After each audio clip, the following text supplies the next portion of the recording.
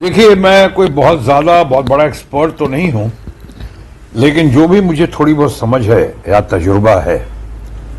मैं कह सकता हूं कि सबसे ज्यादा फायदा इसमें जो दिख रहा है पॉलिटिकली, वो तेजस्वी यादव। मैं चारों तरफ देख रहा हूं, तेजस्वी यादव के लिए बहुत जबरदस्त सिंपैथी है, सहानुभूति है। लोग यहां तक कह रहे हैं कि जब उसको मुख्यमंत्री बनाने की घड़ी आई, ये भी एक वायदा था, उसको मुख्यमंत्री बनाकर खुद सेंटर चले जाएंगे। हमारे मित्र, हमारे दोस्त नीतीश, वो घड़ी आई तो उसको बहुत बड़ा पॉलिटिकली आप कह सकते हैं, एक डिश भी कह सकते हैं। एक लोगों को लगता है कि बहुत बड़ा षड्यंत्र हो गया। और जो आप पलटू राम का जिक्र कर रहे थे, वो पलटू राम क्या कहा जाए, मैं तो नहीं कहूँगा, भाषा का भी प्रयोग नहीं करूँगा, इन शब्दों का भी नहीं प्रयोग करूँगा, लेकिन इतना जरूर कहूँगा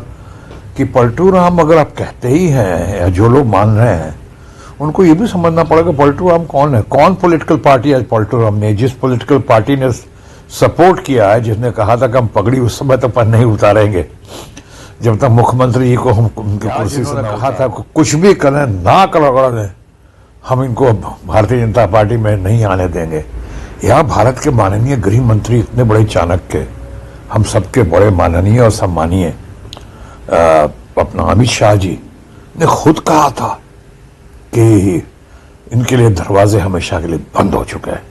कभी हमेशा पे बहुत जोर दिया था, हमेशा के लिए। चंद महीने हुए, दरवाजा ऐसा खुला कि वाकई जैसे शहनवाज हुसैन ने कहा, जो बेचारे इंटरव्यू देते वक्त इन दोनों उनको सकते में आ रहा है, समझ नहीं पा रहा क्या बोले क्या नहीं बोले, लेकिन उन्होंने कहा एक बात तो सही कही कि वह जैसे बर्लिन की दीवार टूटी थी वैसे दीवार टूट गई, और दरवाजे तो बंद हुए लेकिन दीवार टूट गई, और फिर से आ गए हमारे दोस्त मंत्री, मुख्यमंत्री थे, मुख्यमंत्री बने, मुख्यमंत्री की शपथ। तो आपने जो पूछा सबसे ज्यादा फायदा, तो फायदा मैं कहूँगा तेजस्वी यादव का हुआ है, जिसको बहुत ज्यादा सहानुभूति मिल रही है। लोग कह रहे हैं कि उसका आने वाले दिनों में स्वीपिंग रिजल्ट्स हो सकता है। और चुनाव दूसरा मैं कहूँगा, कई लोग शायद चौंक जाए, लेकिन मैं कहूँगा कांग्रेस पार्टी का बहुत बड़ा फायदा हुआ है इस संदर्भ में, बिहार के संदर्भ में। मैं इसलिए कह रहा हूं कि उनका कोई आदमी टूटा नहीं। कह रहे थे, हल्ला उड़ा रहे थे कि 10 आदमी चले गए, उनके 7 आदमी चले गए, 9 आदमी चले गए,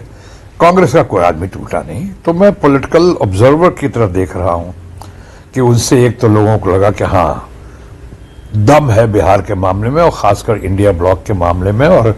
अभी जो तेजस्वी के साथ मिलकर चुनाव लड़ेंगे, कि कांग्रेस का जो है इतना ज्यादा, कांग्रेस और तेजस्वी, कांग्रेस को सीटों का फायदा हो जाएगा, जो कई जगह सीटों का लग रहा था कि थोड़ा कम बेसी होगी, अब तो बिहार में वो पूरा फील्ड खाली हो गया उनके लिए। अब वहां पे तीसरा जो सबसे ज्यादा महत्वपूर्ण दिख रहा है कि सिर्फ माई कॉम्बिनेशन ही नहीं, जो तेजस्वी के चाहने वाले हैं और मानने वाले हैं, और तेजस्वी ने जितने अच्छे अच्छे काम किए हैं, जिसकी खबरें चारों तरफ गई हैं, सिर्फ वही लोग ही नहीं, बल्कि कांग्रेस और आरजेडी के समर्थन में वाले जितने लोग हैं, वो इंक्लूडिंग माई कॉम्बिनेशन, ये बहुत ही जबरदस्त एग्रेसिव कैंपेनिंग करेंगे इस बार। एक कैंपेनिंग होती है और एक एग्रेसिव कैंपेनिंग होती है। तो इससे मुझे लगता है कि आपने कहा, एक तो पलटू राम का खिताब मिल गया उन लोगों को, जो आपकी भाषा में जो पलटू राम कह रहे हैं, जिन्होंने उनको पलट के अपनी हर बातों से पलट गए। मैं इसमें नीतीश बाबू को क्या बोलूं, मैं तो कहूंगा बड़ी बड़ी पार्टी और खासकर हमारे रूलिंग पार्टी के फ्रेंड जो हैं, इतने जबरदस्त तरीके से पलटे हैं, कहीं सही मायने में पलटू राम वही तो नहीं। इसलिए ये सब देखते हुए मैं कहूंगा कि घाटा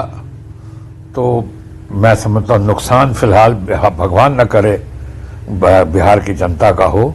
लेकिन बिहार का विकास का हो। ये जो है, अब सारा ध्यान विकास से हटकर इस टूटने पे, रूठने पे, जाने पे, बिछड़ने पे सारा फोकस उधर चला गया, और इनकी अग्रेसिव कैंपेनिंग पे कांग्रेस के और तेजस्वी के अपनी जो छवि है और जो उनको सहानुभूति मिल रही है,